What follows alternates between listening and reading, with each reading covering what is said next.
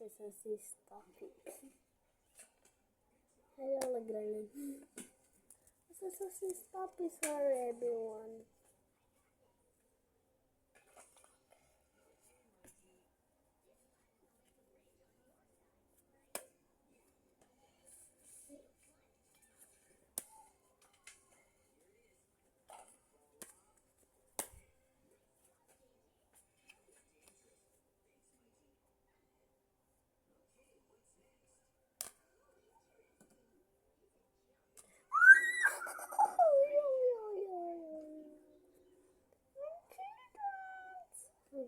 Lofe, balik ganito, sabihin mo nga kay Ace, i-target nila lagi na 12 p.m. yung alis nila sa deliveries. Kaya dapat pag ganitong 11:33 na, mag-break na sila ng 50-30 minutes ni Justin.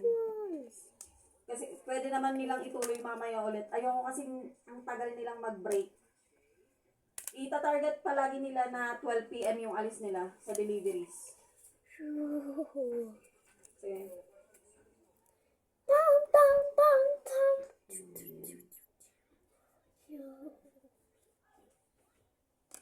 This is my kid.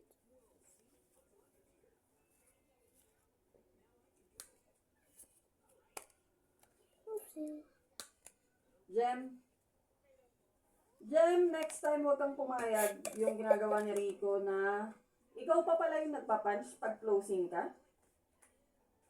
Otek na yan. Pag closing ka, dapat siya na yung nagpapunch. Kaya naman pala sobrang tagal makaalis ng deliveries. Kasi yung target ko, 12 p.m. dapat nakaalis na yung deliveries diyan. Ayokong tumatagal sila dyan sa store. Kaya dapat pag ganitong oras nakaka-break na si Justin. Pag-breakin mo na si Justin ng 30 minutes. Tapos ituloy nila mamaya. Tapos yung pag-bagger sa'yo si Rico, if ever na wala siyang customer.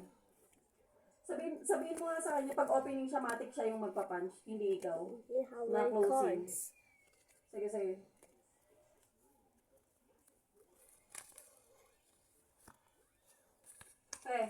Oh. Pwede ikaw na lang magsabi kay Justin na dapat 11:30 yung break niya. Sinabihan ko na. Ganun naman talaga dapat. Kaya nagtataka ako, sobrang tagal makalis ng deliveries. Sabi daw kasi may sinabi kasi si Isa noon, ma'am. Hindi daw kasi siya, parang hindi kasi siya nakikinig na ganun yung break. Okay. Sabihan ko nga ulit siya. Ganun palagi kasi target ko, gusto ko makalis sila ng 12 p.m.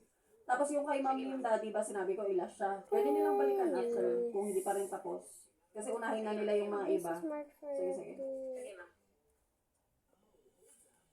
So many.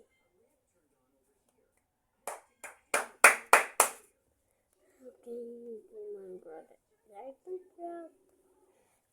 Always. Okay, Justin?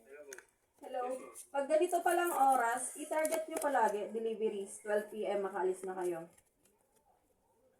If ever na hindi ka pa rin nakakapag-break pag ganito, mag 30 minutes break kayo ni Ace. Tapos ituloy nyo ulit mamaya after makabalik kayo. Kaya dapat mag-break ka na, hayaan mo na silang dalawa dyan. Kaya di ko alam kay Rico bakit hindi pa siya nag-punch kanina.